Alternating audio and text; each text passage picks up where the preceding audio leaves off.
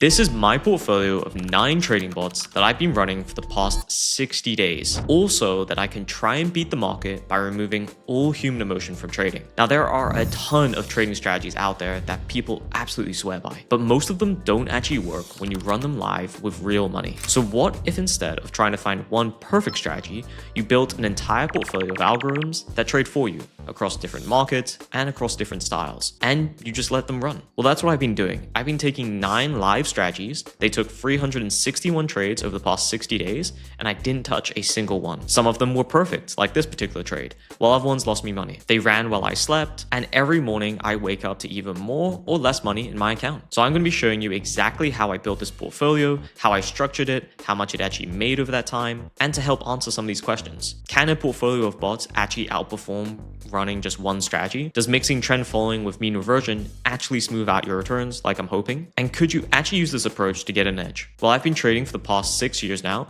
and I've been coding for over a decade. And what I've learned is these 3 things.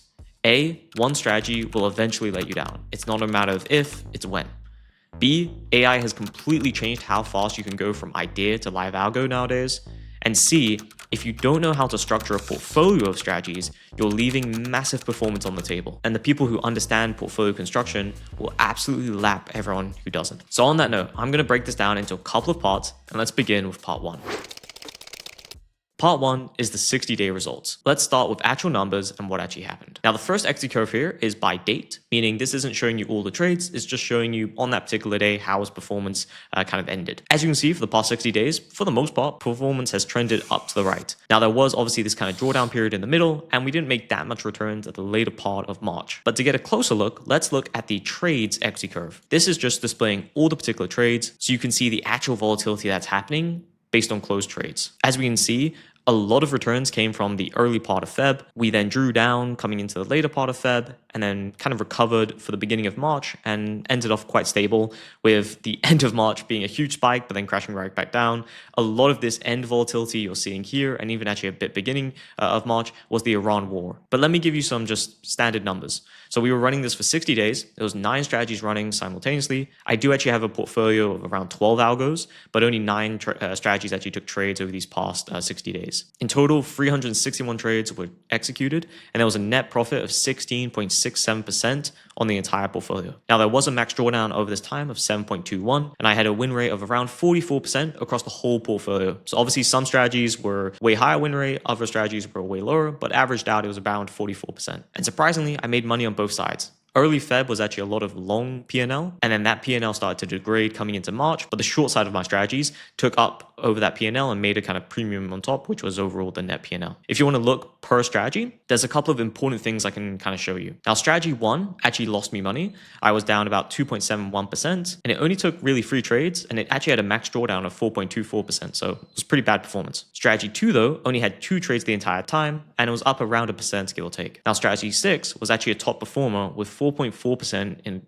one particular month with 77 trades. This was actually a mean reversion strategy and did very well during the whole Iran war particular scenario, just because the amount of volatility intraday was wild. Now, the drawdown still wasn't pretty. I was down at one point around 33 grand, but overall, I'm quite happy with the amount of return compared to the max drawdown, as my previous performance recap, which was 2 months ago now, I had very bad drawdown, which was, I believe around 10% or even actually more, and I didn't really make much return for that drawdown. But the point of me showing you this is you can see there are 9 live strategies here. No individual strategy returned me 16%. It was a combination of all of them, and that portfolio return is way better than any individual strategy result. And that's primarily the goal of diversification. The whole thing is greater than the sum of its parts. Now, the reason I didn't actually do a performance recap last month was, unluckily, this Iran war has affected me as I was based in Dubai. But one small positive factor of this is a lot of my algos, I run them on VPSs. What that is just a virtual private server. So that meant even though my computer was completely off, I was working on just a small little laptop, every part of my algos was still running and running very smoothly, and was able to make me these returns even if I had to take shelter from a couple of missiles and things like that. But the point is that good infrastructure really matters when you're trying to build out a full portfolio. So how did I actually build this? Let's break it down.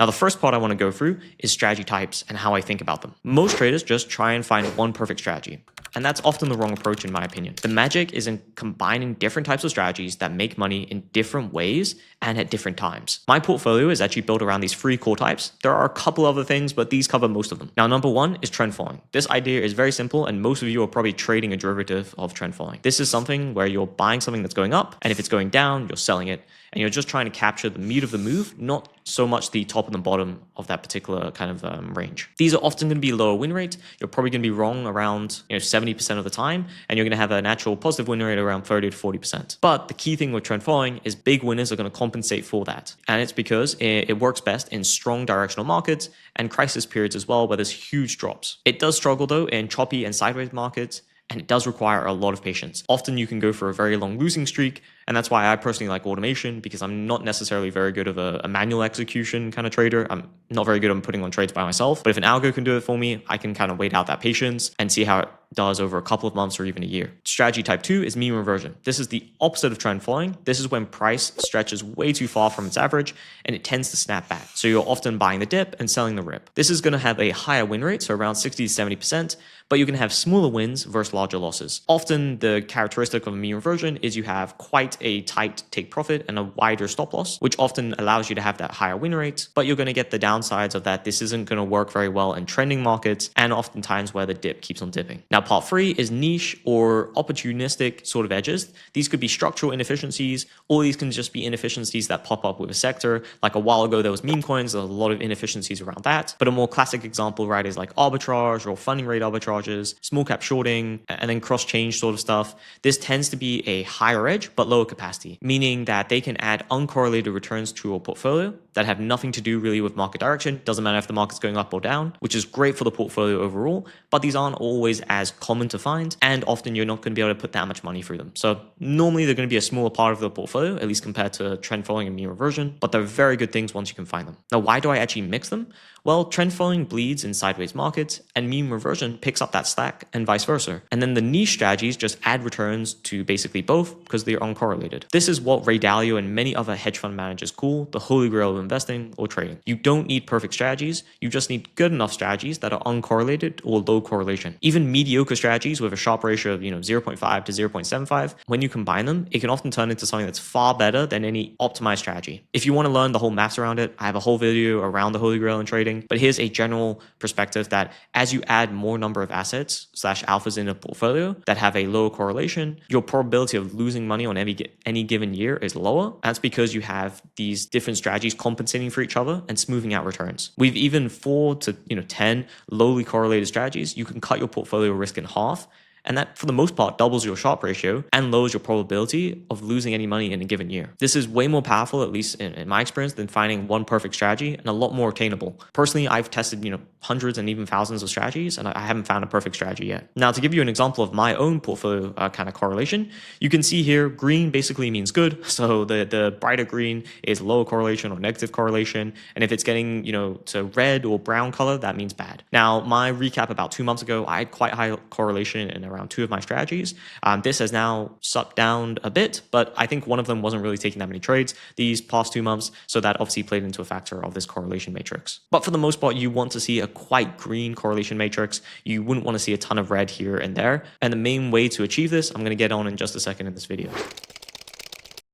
Now, part 3 is how do I find and validate strategies? After building hundreds and probably thousands of these strategies over the years, I now mostly build from characteristics, meaning I already understand these strategy types quite well, so I can normally think about the strategy type I'm trying to create, and then I can build out from that. But if you're just getting started, a great place to learn is from learning from others. And a book I'd recommend easily is 30 Advanced Future Strategies. I actually have a whole video on this particular book. It gives you a ton of somewhat simple strategies that you could actually build from or build variations. And I actually personally use some of these, variations of them in my own portfolio. But finding a strategy is only half the battle.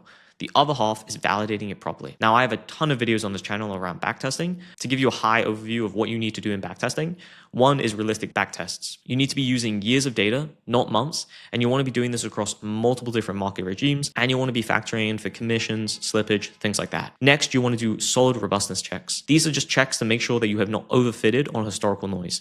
So normally Monte Carlo simulations, parameter sensitivity, and walk forward optimizations. And then part 3 is as few optimizations as possible. The more parameters you tweak and the more parameters you add to a strategy, the more likely you're going to fit to the past rather than finding something that's actually going to work on new and general data. So if I can just give you one tip with your backtesting, test something once and don't really touch it after that. If it looks good, then proceed. If it doesn't, then just don't use it. If a strategy only works with one exact set of parameters, like a moving average that's 23.5, it's probably not going to work live. You want strategies that are robust across a range of settings and across years of data.